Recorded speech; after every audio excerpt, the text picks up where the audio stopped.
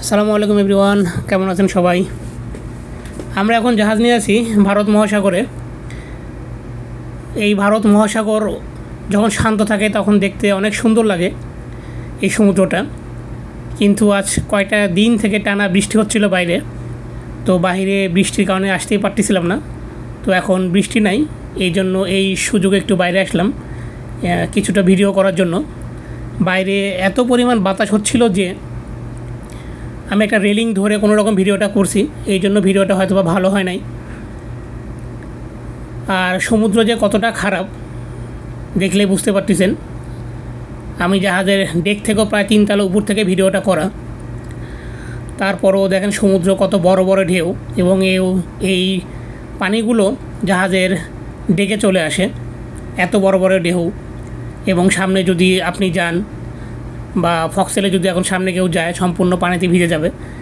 এই সময়টাতে জাহাজে ডেকে আমরা সহজে কেউ বের হই না, ডেকে যাওয়াটা এই সময়টা সম্পূর্ণ রিস্ক। তো আমরা ভারত মহাসাগরে ঝড়ের কবলের মধ্যে পড়ছি। আমরা টানা কয়েকটা দিন ভালো ছিলাম, 2-3টা দিন পর থেকেই জাহাজে প্রচণ্ড ঝড় শুরু হয় বাইরে। আর এই ভয়েসটা পরে অ্যাড করতে হয়েছে, বাইরে যদি কথা বলতাম সরাসরি ভিডিও অন করে কথা শোনা যেত না। বাইরে এত পরিমাণ বাতাস এই জায়গাতে, মানে স্বাভাবিক মানুষ নর্মালভাবে হেঁটে যেতে পারবেন না, বাইরে এত বাতাস হচ্ছে এই জায়গাতে। জাহাজের ডেকে দেখতে পাচ্ছেন কেউ নাই, সম্পূর্ণ জাহাজের ডেকে ফাঁকা। বাইরে বৃষ্টি হয়েছে এবং সমুদ্রের পানিও জাহাজের ডেকে চলে আসছে। এই ভারত মহাসাগর থেকেই একসময় জাহানমণি জাহাজ এবং গত মাসে আবদুল্লাহ জাহাজটা জলদস্যুরা আটক করছিল, সেটাও ভারত মহাসাগর।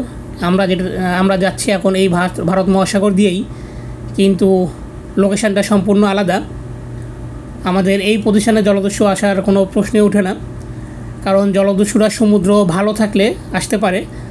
তারপর একটা নির্দিষ্ট জায়গা আছে, এরিয়া আছে।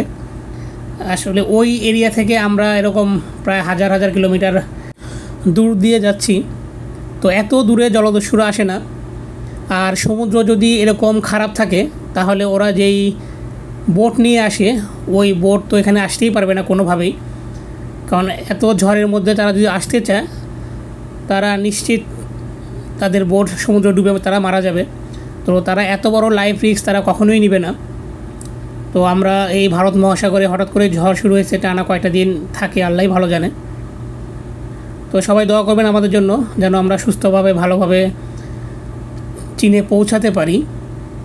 এবং আমাদের এই চ্যানেলটা যদি ভালো লাগে সাবস্ক্রাইব করে রাখুন। এরকম জাহাজ এবং সমুদ্র সম্পর্কিত বিভিন্ন দেশের প্রাকৃতিক সৌন্দর্য এই চ্যানেলে দেখতে পারবেন। আল্লাহ হাফেজ, সবাই আমাদের জন্য দোয়া করবেন।